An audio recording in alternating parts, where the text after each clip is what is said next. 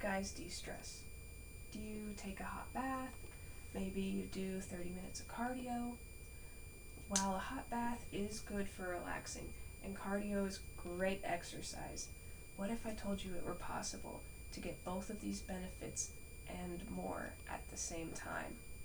What about long-lasting effects that carry with you way after you're finished and help minimize stress throughout the day? There are several ways to do this, of course, but my personal favorite and the one I want to tell you about is yoga. Yoga can seem daunting at first with its crazy pretzel-y shapes and its weird balancing acts, but it's really not a very steep learning curve at all, and the benefits are immense, not only physically, but emotionally too. I first started practicing yoga when I was 15 and have kept with it ever since. So, if it serves you, let's talk about how you can get your start with yoga. That's really all it is too. What serves you? Because yoga isn't about proving that you can do the splits or being the most flexible person in the room. It's about doing what your body needs in that moment. It's about furthering your practice your own way and not trying to prove anything to anyone else. Your first foray into yoga can even be from the chair you're sitting in, or the floor, or your bed. Maybe you wake up first thing in the morning, you don't even want to get your yoga mat out, you just do some stretches in the bed. You don't even need to commit to expensive classes or tons of equipment. So, this is my yoga mat. I got it when I was 15. It is the only yoga mat that I need. I got it from Five Below for like $10, which is ironic. But it's very thick, it's very good, and this is the extent of my monetary investment into yoga for all 5 years, $10. My favorite and very accessible online instructor, Adrienne Mishler, has in every single one of her videos, which are free on YouTube by the way, modified poses for those who are less limber, maybe people who are just starting out, or even people who are differently abled. And I think that is very cool how inclusive yoga can be. So now that it's clear how low the barrier of entry is for aspiring yogis, I mean, $10 buy-in limit, honestly, we should talk about what you're getting out of all this. But let's tackle the mental first. This is probably what I'm going to spend most of my time on because the mental benefits of yoga are so vast and unexpected.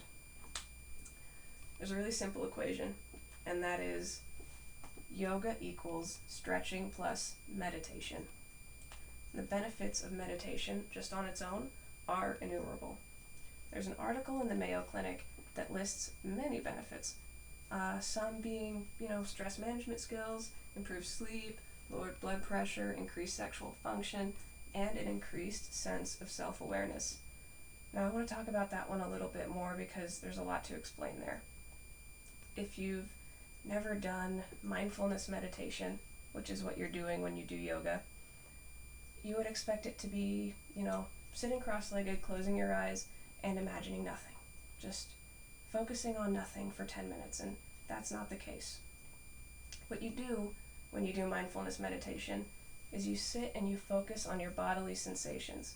Maybe you're sitting cross-legged and you're focusing on how your ankles feel on top of each other, or how your hips feel in that position, or maybe you're focusing on how rounded your shoulders are, and you're straightening up and you're learning to pinpoint very small and specific sensations in your body. And as you're doing this, you're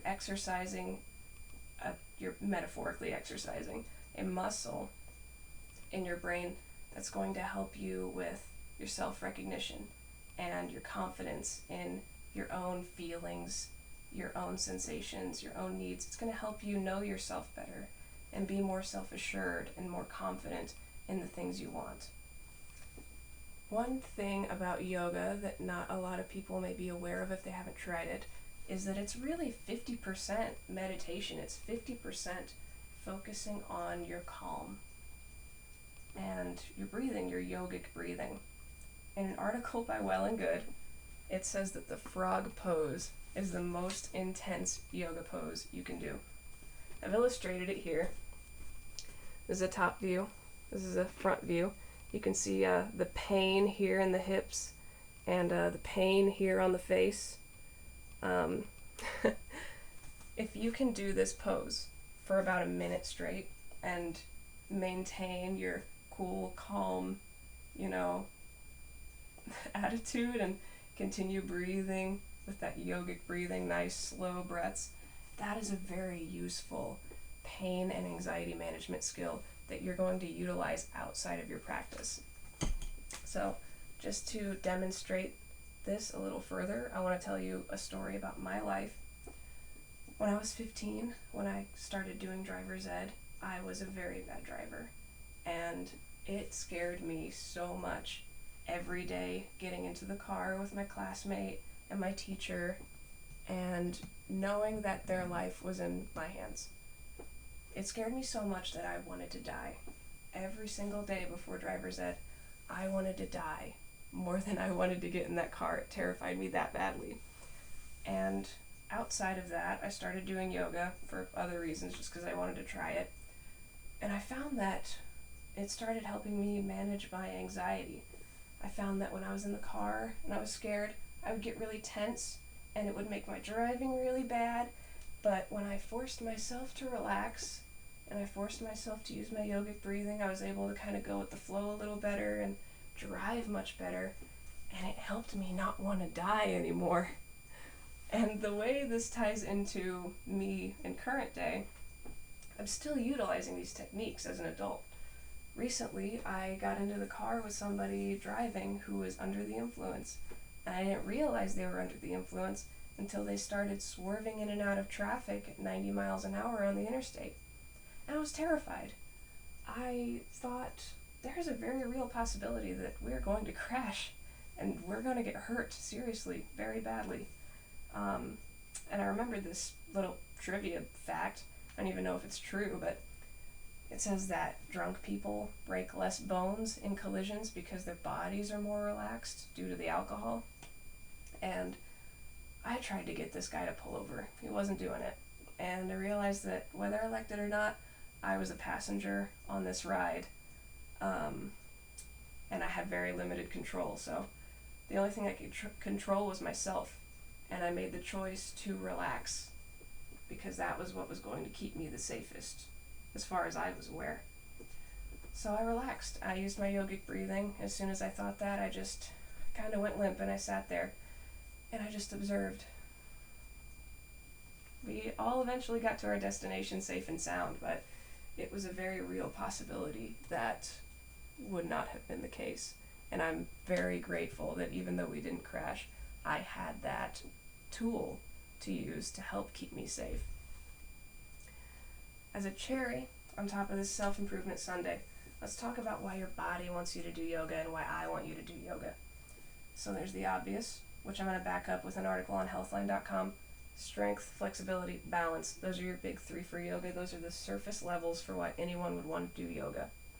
But maybe these things don't really impress you if you're not already working out and doing yoga. So let's focus on the deep cuts and maybe some things that you could relate to, because I know I can relate to them. Posture. Yoga will improve your posture. So posture ties in a lot with self-image and how you feel day to day. If you feel bad about yourself, you're shy, you feel just ugly, maybe you want to recede into your shell and kind of curl up and you get this hunch and you walk past a department store window and you're like, wow, what a little goblin I am.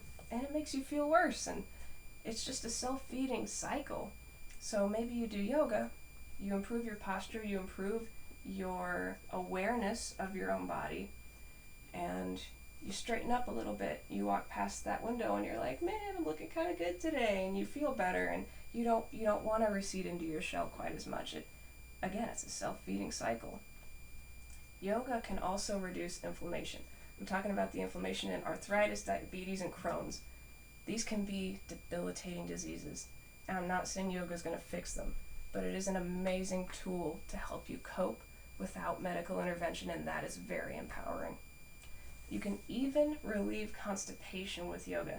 There's an article on Medical News Today that lists 8 different poses for constipation, and that is a lot of yoga just so you can poop. So there really is something for everyone.